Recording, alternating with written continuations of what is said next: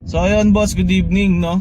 Time check 9:09. So bago ako umalis ng work, may umorder sa akin ng chicharon na back fat. So yun, shoutout sa iyo Jildan.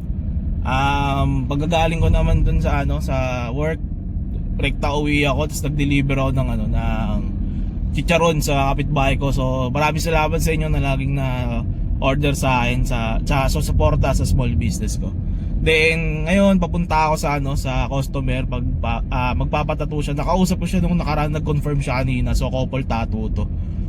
So yun, kahit galing ng work, talagang grind pa rin tayo. Lahat ng pwedeng pagkakitaan basta malinis at maayos, gagawin natin yan. Palag-palag lang tayo guys.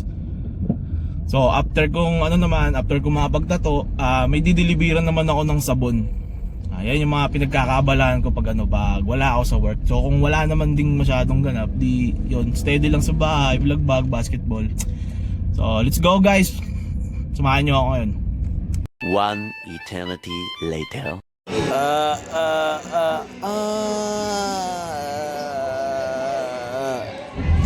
So yun guys, time check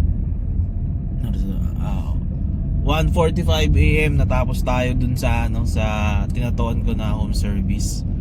So ayun, next kong gagawin is i-check ko kung yung dideliver ako ng sabon is gising pa, kasi syempre anong oras na rin, baka pahinga na rin.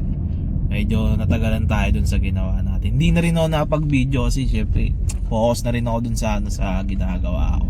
Tsaka medyo hassle din kasi syempre ako lang din mag-isa, wala akong kasama.